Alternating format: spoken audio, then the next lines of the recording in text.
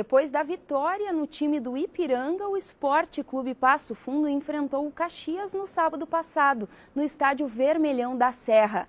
Deu empate, foi 1-1 com um gol de jogador Felipe Klein. O Passo Fundo joga agora nesta quinta, às 7h30 da noite, com o São José, no Passo da Areia, em Porto Alegre.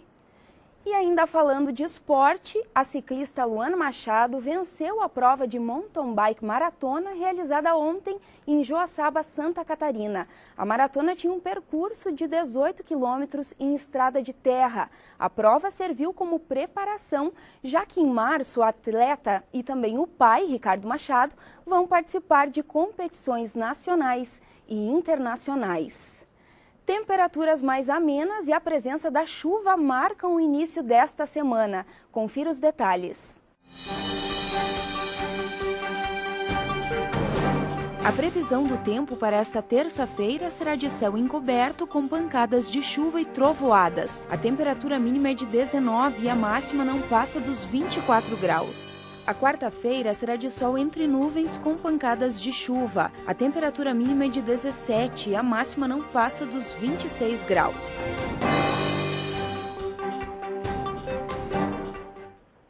A intoxicação alimentar é um problema de saúde causado pela ingestão de água ou alimentos contaminados.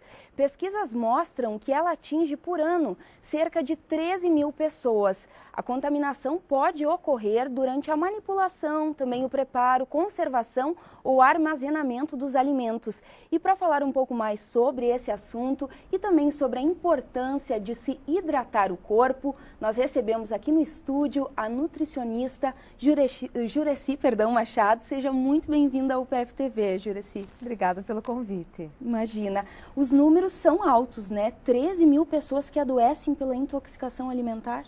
São altos e também a gente leva em consideração que esses números eles estão subnotificados, porque a maioria da ocorrência das intoxicações alimentares ocorre em residências e nem sempre os órgãos, os estabelecimentos de saúde ficam sabendo dessa ocorrência.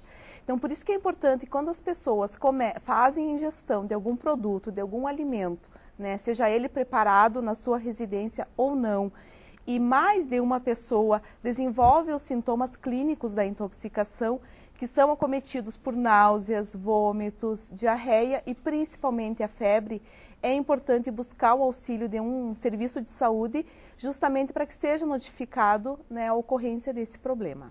A gente comentava inicialmente das causas, então, né? Uma das principais é a má conservação, o preparo. Há outras também?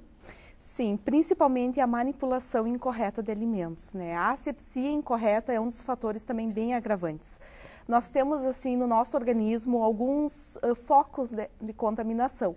Nós, na nossa superfície, na nossa pele, no nosso nariz, nas mãos principalmente, nós temos alguns micro-organismos que são extremamente patogênicos, considerando um dos maiores, né, agravantes que a gente leva em consideração, o Staphylococcus aureus, que é um dos que acometem também no aumento dos casos de intoxicação.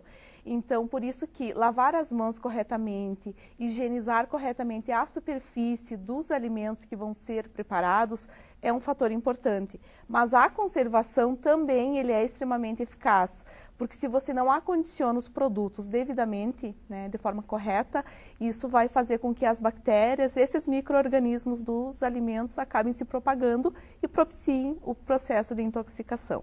Você comentava antes da diarreia como o principal sintoma. Há outros também? A febre, principalmente, a febre persistente. E quando o indivíduo ele não está devidamente hidratado, os sintomas clínicos vão ser mais graves. Então, nem sempre, na mesma família, no mesmo vínculo, né, todas as pessoas vão ter os mesmos sintomas. Tudo vai depender do grau de imunidade de cada indivíduo e principalmente do grau de hidratação de cada um.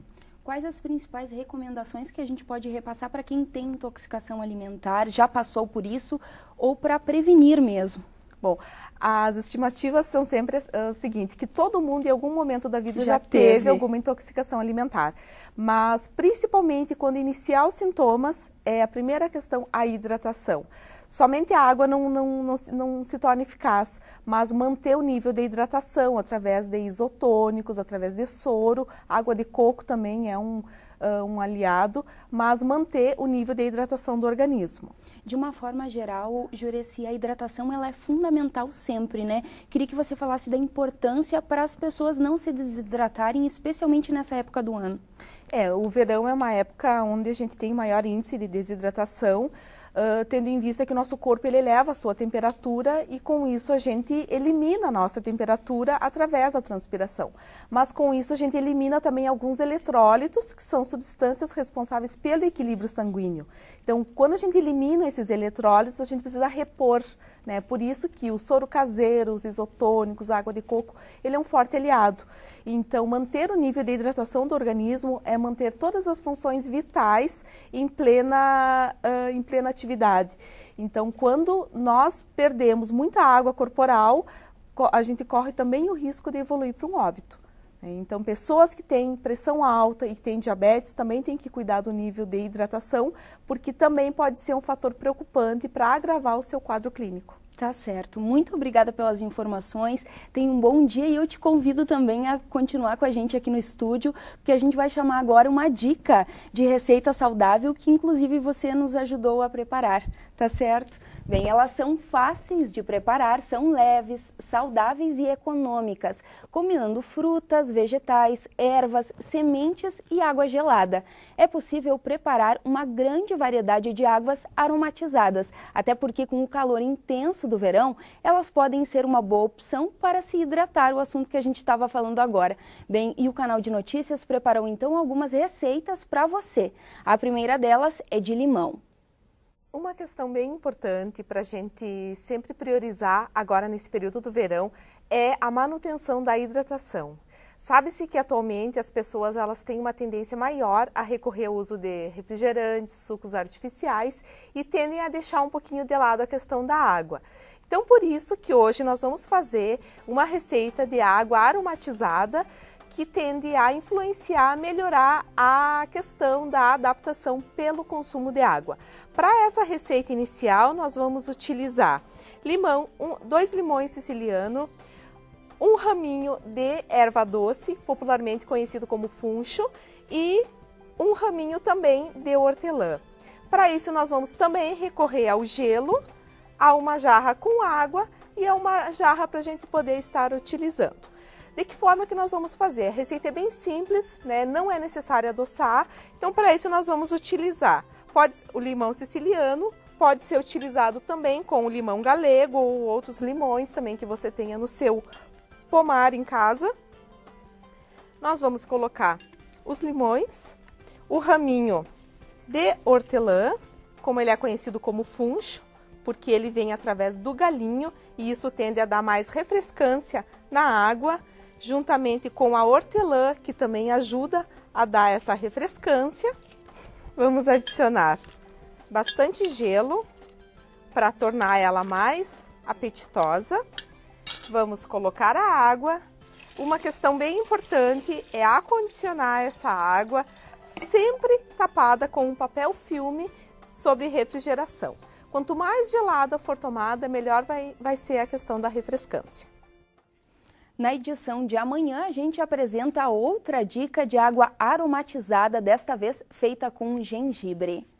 Animais contrabandeados ou que a natureza deu um destino diferente do natural. Uma realidade enfrentada por muitos bichinhos que recebem atendimento no Hospital Veterinário aqui da UPF. Você conhece agora o trabalho do Grupo de Estudos de Animais Silvestres, que é feito aqui na universidade. O simpático macaquinho Denilson não consegue se controlar e anda de um lado para o outro dentro da gaiola. Hoje ele está maior, mas quando chegou aqui ainda era pequeno. Sua mãe morreu eletrocutada e essa foi a alternativa mais rápida para garantir a sua sobrevivência. Com os gambás, aconteceu a mesma coisa e também recebem os cuidados especiais da equipe do Hospital Veterinário da UPF. Muitas vezes, assim, infelizmente, principalmente filhotes, quando acabam tendo que vir ter esses cuidados humanos, né, muito próximo da gente, eles acabam servindo eles acabam imprintando o que a gente fala, né? Eles afeiçoam o humano com mãe, pai, e aí acaba dificultando a reintrodução dele na natureza. Só no ano passado foram encaminhados ao grupo por órgãos ambientais aproximadamente 500 animais e, infelizmente, 30% deles acabaram morrendo. Outros 30 conseguiram sobreviver em cativeiro e o restante, a notícia boa, foram readaptados à natureza. Nossa ideia, na verdade, é um centro de reabilitação, né? Que é o hospital veterinário. A gente recebe animais feridos ou doentes por algum problema que acabam precisando de atendimento veterinário. Após essa alta médica, esses animais acabariam retornando para a natureza o maior número possível, né? Que a gente consegue delimitar isso. Do começo do ano até agora, já são 20 animais atendidos: corujas, serpentes, veados, falcões.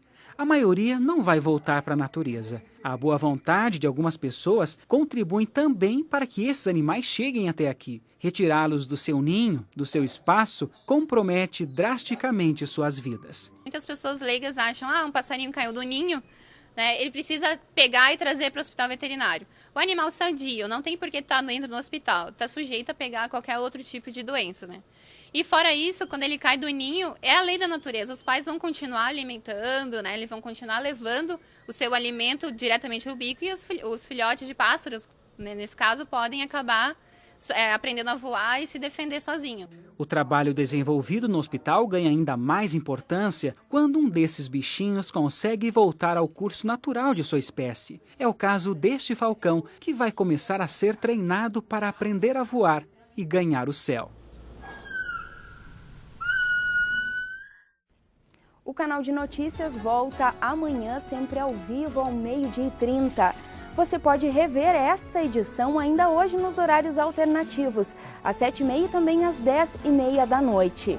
Obrigada pela sua companhia e uma excelente segunda-feira.